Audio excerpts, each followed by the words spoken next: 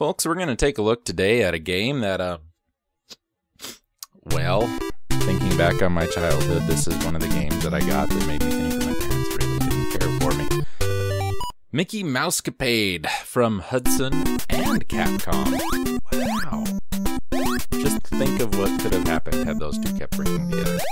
Released in 1988. Echoes a mysterious voice.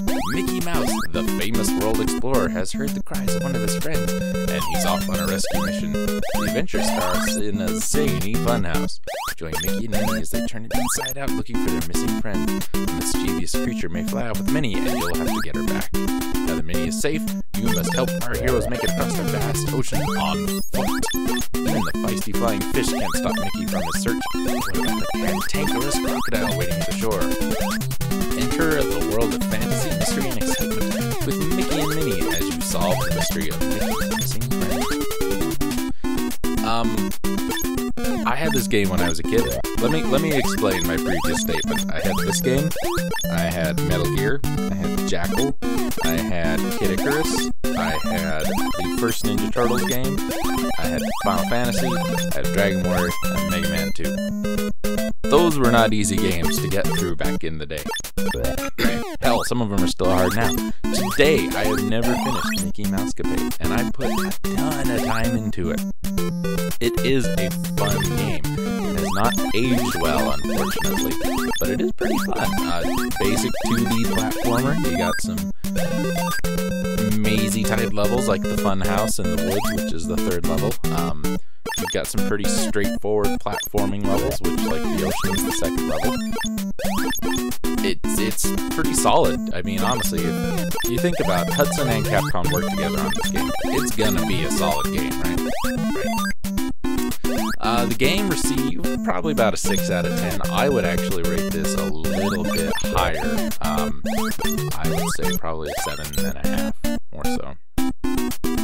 The Japanese title of the game came out to be Mickey Mouse Adventures in Wonderland. We have Mickey, the funhouse, the ocean, the forest, a pirate ship, which is the farthest level I'd ever reached, and the castle in an effort to save a friend who happens to be, not going to spoil it for you, Minnie follows Mickey around and occasionally gets kidnapped. It was developed and published by Hudson Soft in Japan and published by Capcom in the United States. The game was Capcom's first venture into what became a successful trademark of making Nintendo games based on popular Disney characters. This was the first one. Without this, we wouldn't have had DuckTales, Rescue Rangers, Little Mermaid, hesitantly including Little Nemo in that, even though Little Nemo wasn't a Disney character. But, you know, then obviously all the Super Nintendo games and Magic Kingdom, all the Genesis games that they did. So this started it. This is the only, by the way, Capcom Disney title that was not developed by Capcom, and the game actually contains several sprites lifted from other Hudson Soft games, like the Honeybee. The game is sometimes incorrectly identified as Mickey's Mousecapades. The title screen in the US version of Mark began by its Japanese title, which is simply Mickey Mouse. The hidden Mickey can be found embedded in the circuit board when the game cartridge is opened. How about that? I did not know that. Various villains from Disney cartoons make an appearance as bosses. And unlike other Mickey Mouse games, Pete, spoiler alert, is not the final boss. Instead, that role is played by I'm Not Telling You in the American version, and in the Japanese version, the Queen of Hearts. Pete does, however, appear as the fourth boss in the American version. So basically, we understand Mickey and Minnie are trying to rescue someone mentioned only as a friend in the instruction manual. And at the end, we find out who that happens to be.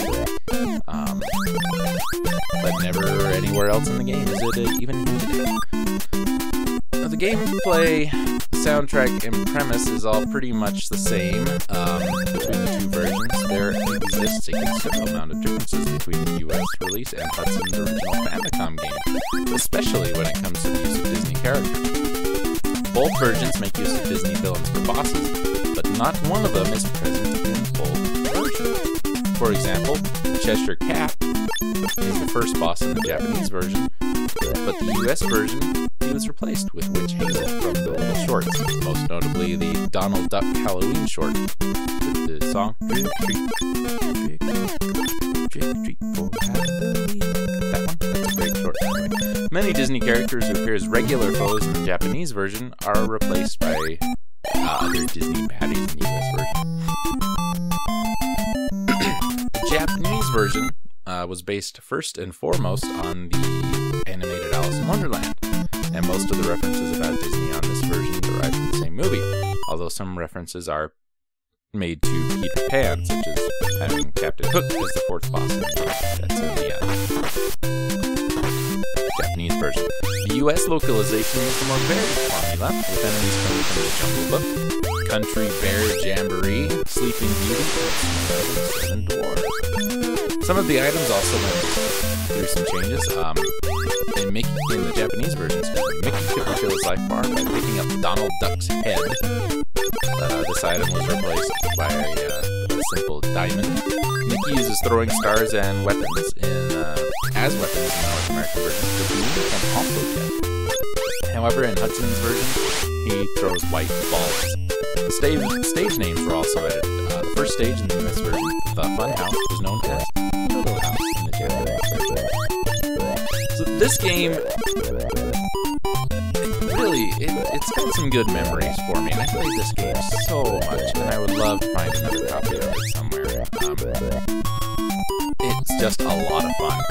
Like I said, it is hard. It's one that I've never beat. It's on my list. I'm going to Let's Play this game and finish it someday.